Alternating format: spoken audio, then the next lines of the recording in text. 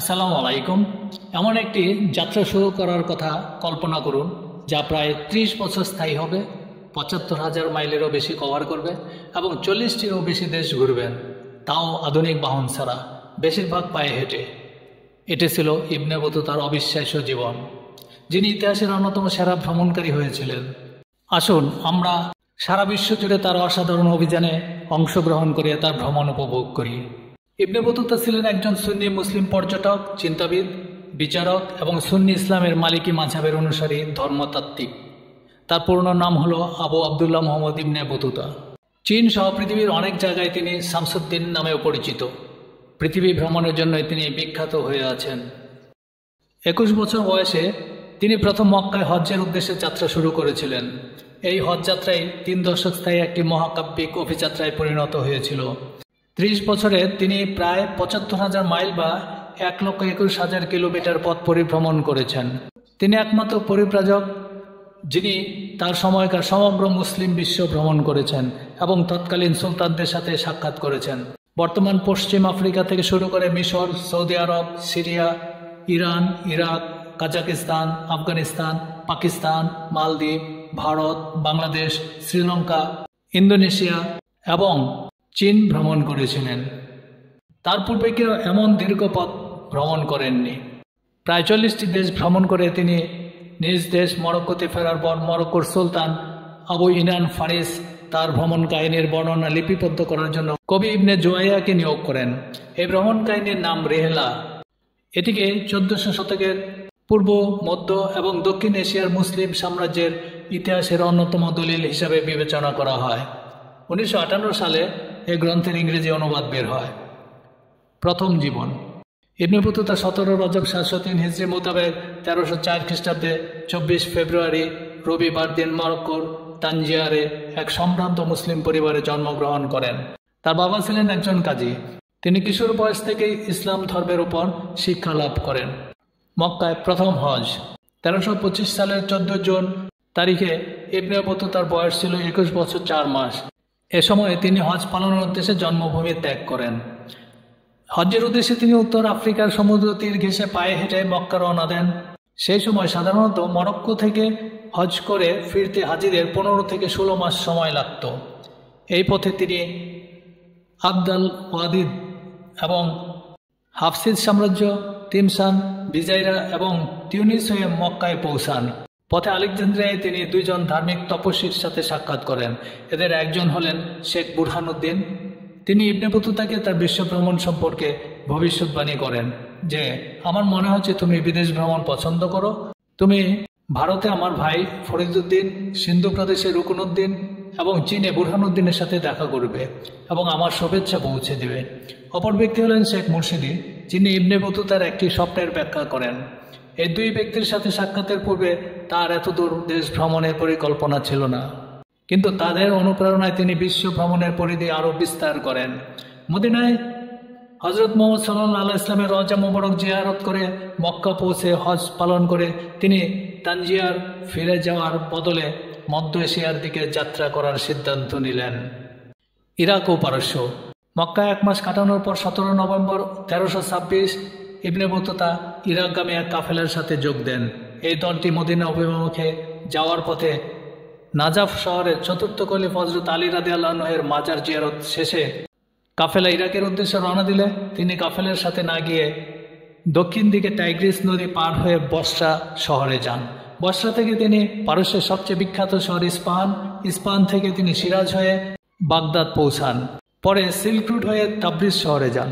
Tabriz থেকে Ibn Battuta পুনরায় বাগদাদে যান। পথে তিনি মসুল, সিজরা, জাজিরা ইবনে উমর এবং মার্দিন শহরগুলো ভ্রমণ করেন। পরে মক্কায় এসে দ্বিতীয়বারের মতো হজ করেন এবং মক্কাতে অবস্থান করেন। আরব উপদ্বীপ। ইবনে বতুতা পরবর্তী 3 বছরের জন্য মক্কায় অবস্থান করেন। এরপর তিনি জেদ্দা থেকে লোহিত সাগরের তীরের দিকে যাত্রা করেন। সেখান থেকে একটি ছোট নৌকার সাহায্যে ইয়েমেন পৌঁছান। পরে তিনি সেই সময়ের গুরুত্বপূর্ণ বন্দর এডেনে আসেন। সোমালিয়া ও সাওয়াহিলি তীর। এডেন বন্দর থেকে জাহাজে 4 দিনের যাত্রা করে তিনি সোমালিয়ার তীরবর্তী জায়লা, বর্তমানে বারবারা, আরবি শব্দ বারবারা অর্থ আফ্রিকার সিং, শহরে পৌঁছান। জাইলা থেকে 15 দিনের যাত্রা করে অবশেষে মোগাদিশো পৌঁছান। তার বর্ণনা মতে তৎকালীন মোগাদিশো ছিল ব্যবসা বাণিজ্যের কেন্দ্র। মোগাদিশো ছেড়ে তিনি সাওয়াহিলি রওনা দেন। তার সাওয়াহিলি আসার অন্যতম কারণ ছিল কলুয়া শহর পরিদর্শন করা। ইবনে বতুতা এই শহরকে অত্যন্ত সুন্দর শহর হিসেবে আখ্যা দিয়েছেন। আফ্রিকার এই অঞ্চলটিতে খুব ভালো জাতের ঘোড়া পাওয়া যেত। এখান থেকে প্রশিক্ষিত ঘোড়া ভারতে রপ্তানি হতো। 1330 সালে তিনি ওমান ও হরমুজ প্রণালী হয়ে পুনরায় হজ পালনের উদ্দেশ্যে মক্কার দিকে রওনা দেন। মধ্য এশিয়া মক্কায় আরও 1 বছর কাটিয়ে তিনি ভারতবর্ষের সম্রাট মোহাম্মদ বিন তুগলকের অধীনে চাকরি করার সিদ্ধান্ত নেন। তিনি আনাতোলিয়ার দিকে যাত্রা করেন, যেখান থেকে বণিকেরা ভারতবর্ষে গিয়ে ব্যবসা করে। যাত্রাপথে আস্ত্রখানে সুলতান তুগলক খানের সাথে ইবনে বতুতা প্রথম আনুষ্ঠানিক সাক্ষাৎ হয়। তিনি 1334 সালের শেষের দিকে সুলতানের অনুরোধে তার পাঠানো কাফেলার সাথে কনস্টান্টিনোপল পৌঁছান। এটি ছিল ইসলামী সাম্রাজ্যের বাইরে ইবনে বতুতার প্রথম সফর। তিনি শহরের অনেক প্রসিদ্ধ জায়গার বর্ণনা দিয়েছেন, তার মধ্যে আয়া হেলেনা বা সেন্ট হেলেনা গির্জা। এই গির্জার প্রতিষ্ঠা সম্পর্কে শোনা যায় যে এটি নির্মাণ করেছিলেন হজরত সুলাইমান আলাইহিস ইসলামের ভাতিজা আসাফ। কিছুদিন থাকার পর কনস্টান্টিনোপল থেকে ভারত এবং চায়নার উদ্দেশ্যে রওনা হন। ভারতবর্ষ তিনি খাওয়ারিজম হয়ে হিন্দুকুশ পার হয়ে গজনি পৌঁছান। এর মাঝে তিনি তৎকালীন প্রসিদ্ধ শহর সমরকন্দ এবং খুরাসানে বর্তমান আফগানিস্তানে সংক্ষিপ্ত সময়ের জন্য অবস্থান করেন। তারপর 1333 সালের 12 সেপ্টেম্বর সিন্ধের পাঞ্জাব পৌঁছান। সিন্ধ থেকে পরবর্তীতে তিনি লাহোরে যান। সেখানে গভর্নরের সাথে 5 দিন থেকে আবহার হয়ে ভারতে পৌঁছান। ভারতের ইবনে বতুতা প্রায় 7 বছর অবস্থান করেন। সুলতান তাকে 2টি ছোট গ্রাম দিয়ে দেন, যাতে করে এর থেকে সংগৃহীত রাজস্ব উত্তোলন করে তিনি তার খরচ চালাতে পারেন, এবং এই সময়টা তিনি মালিকি সম্প্রদায়ের কাজী হিসাবে সুলতান কর্তৃক নিয়োগপ্রাপ্ত হন। ভারত থেকে চীন যাওয়ার উদ্দেশ্যে সমুদ্র তীরের দিকে যাওয়ার সময় রাস্তায় তিনি একদল ডাকাত দ্বারা আক্রান্ত হন। এ আক্রমণে তিনি সবকিছু হারান, কিন্তু কোনো ক্রমে প্রাণে বেঁচে যান। অবশেষে তিনি মালদ্বীপের উদ্দেশ্যে যাত্রা শুরু করেন। মালদ্বীপ যদিও ইবনে বতুতা খুব অল্প সময়ের জন্য মালদ্বীপ আসার পরিকল্পনা করেন, তিনি এই দ্বীপে প্রায় 9 মাস অবস্থান করেন। ইবনে বতুতাকে মালদ্বীপেও কাজী হিসেবে নিয়োগ দেওয়া হয়। তার বই রিহেলাতে মালদ্বীপ সম্পর্কে বর্ণনা দিতে গিয়ে তিনি উল্লেখ করেন যে এখানকার মানুষেরা অনেক পরিষ্কার পরিচ্ছন্ন থাকতে ভালোবাসে এবং খালি পায়ে হাঁটে।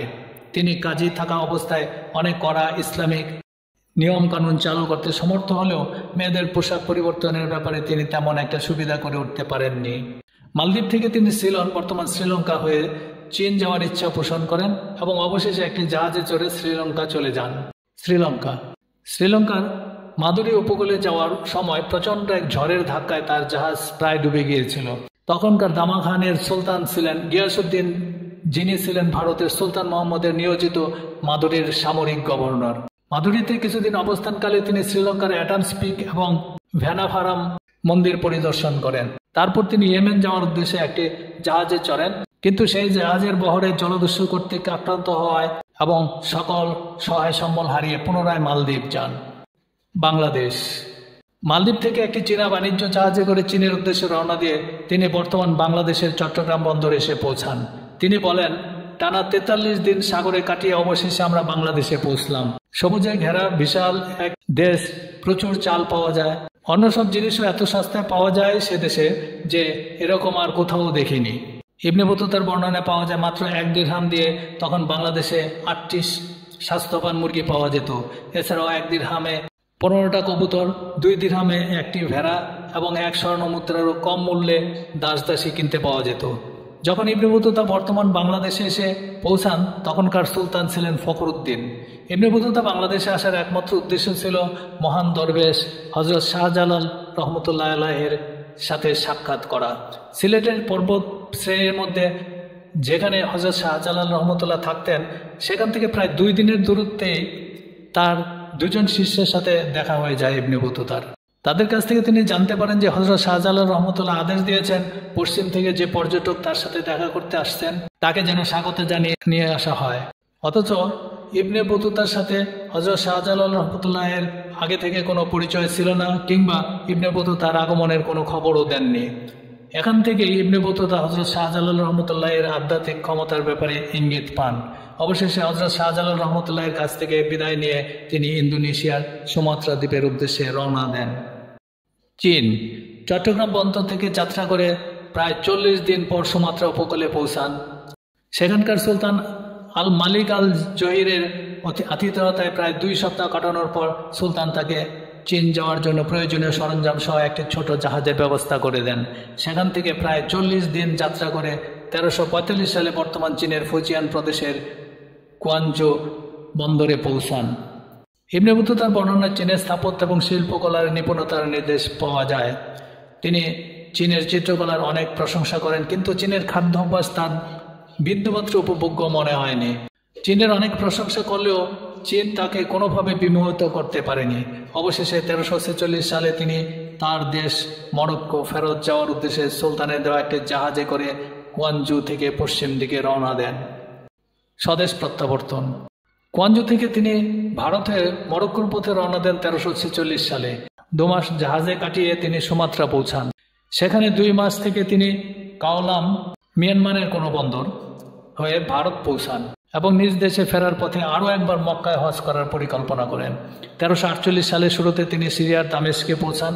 সেখানকার স্থানীয় জাহিরিয়া একাডেমিতে তার সাথে মরক্কোর তানজিয়ারের এক বিখ্যাত শেখের সাথে দেখা হয়ে যায়। তার কাছ থেকে ইবনে বতুতা জানতে পারেন যে তার বাবা 15 বছর আগে মারা গেছেন, তবে তার মা এখনও বেঁচে আছেন।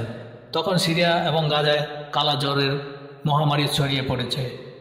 কায়রো থেকে মিশরে সাইদ বন্দর হয়ে 1348 সালে 16 নভেম্বর তিনি মক্কা পৌঁছান। 1349 সালে 28 ফেব্রুয়ারি থেকে 2 মার্চ পর্যন্ত হজ সেরে তিনি ফেজ শহর হয়ে ওই বছরে তার নিজ দেশ মরক্কোর তানজিয়ার পৌঁছান। তানজিয়ার পৌঁছে তিনি দেখতে পান যে তার মা ও পরলোক গমন করেছেন। তার ভ্রমণ পিপাসা তখনও মেটেনি।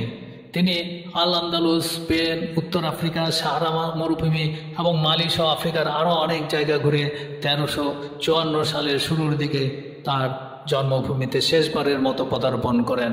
তার অভিযান অভিযাত্রী এবং ইতিহাসবিদদের অনুপ্রাণিত করে চলেছে। তিনি শুধু একজন ভ্রমণকারী ছিলেন না, তিনি ছিলেন সভ্যতার মধ্যে সেতুবন্ধন, জ্ঞানের সন্ধানকারী এবং বিশ্বের একজন সত্যিকারের নাগরিক। আপনি যদি সময়ের মধ্যে দিয়ে এই ভ্রমণটি উপভোগ করেন, তবে ইতিহাস থেকে আরও অবিশ্বাস্য গল্প জানার জন্য লাইক শেয়ার দিতে ভুলবেন না।